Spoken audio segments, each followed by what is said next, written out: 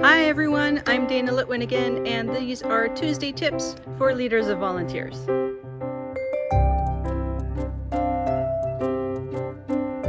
It's never easy to dilute complex ideas Right. into tiny 5 to 10 minute Tuesday tips that if you had, theoretically, um, what would be just kind of a few tips or insights or tricks that you would share with volunteer engagers and leaders of volunteers in beginning this kind of work or journey, or even bringing it to the C-suite and proposing. I definitely think the first tip is there's so much power in reflection and knowing that you do have power. I think that's so important for a couple of reasons. When we think about reflecting on our power and what power we do have, I think it's so important to realize that, like I said earlier, with individuals, they are looking at you, depending on you. Tell me what you got during these orientations and these trainings. And for that moment, you have the opportunity to be able to say, we don't want to create harm.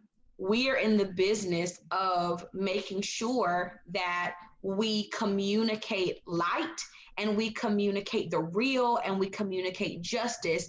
We want you to be with us alongside this work.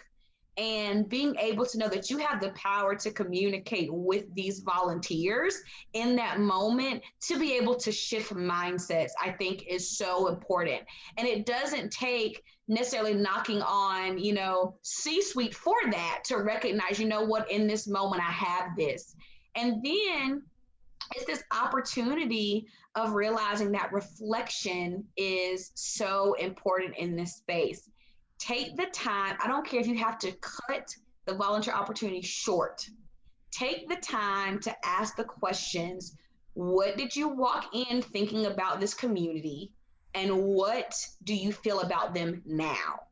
What are you going to do as a lifestyle change to uplift the truth that you now know? Number three, who are you going to share this experience with? And how is that going to impact your day to day? Those are the just three quick conversational points that you can have that makes people think outside of this transactional space, but they have the recognition and knowing this goes beyond this 20 minutes. This goes beyond this hour of volunteerism. This is an actual thing that I need to look at and reflect on for my own self. And so I would say number one, knowing that you have that power to be able to shift mindsets while you're in front of them. Number two, being able to reflect. And number three, being able to recognize that causing harm is more important and more important to recognize than keeping up the status quo of what's already been done. If you're not moving towards a space of justice, you are only being a part of transaction. And that will perpetuate pity. That will perpetuate paternalism, becoming because you're coming from a place of I have and you need, Mhm. instead of a place of partnership where at the end of the day it is about me and you working together to create this ecosystem and this new way of life. And if you aren't having justice and communities at the center of that, then there is an issue. One exercise I love to do with my clients is because they ask me a lot of questions about, well, what about this language on the website, and what about what if I say this, and what if I use the word poor, is that bad? And they're working out their language and all of these things.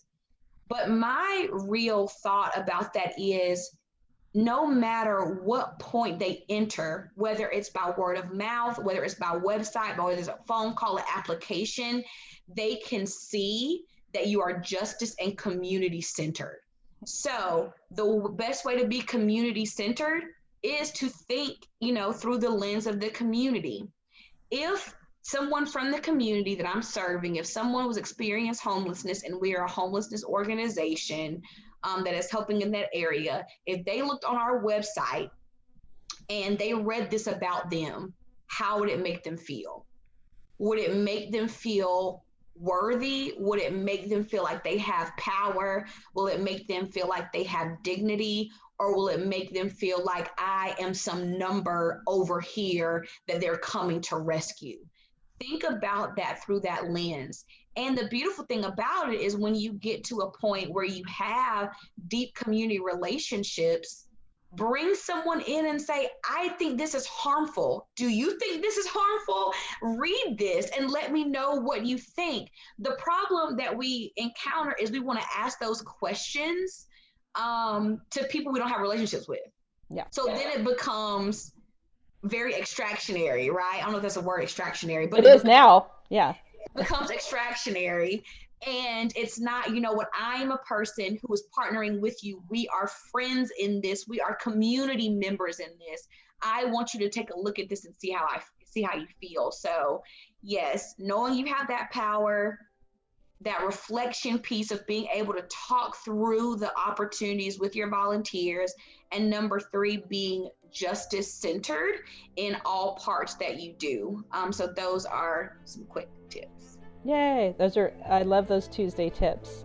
Thank you for those, Brianna. Mhm.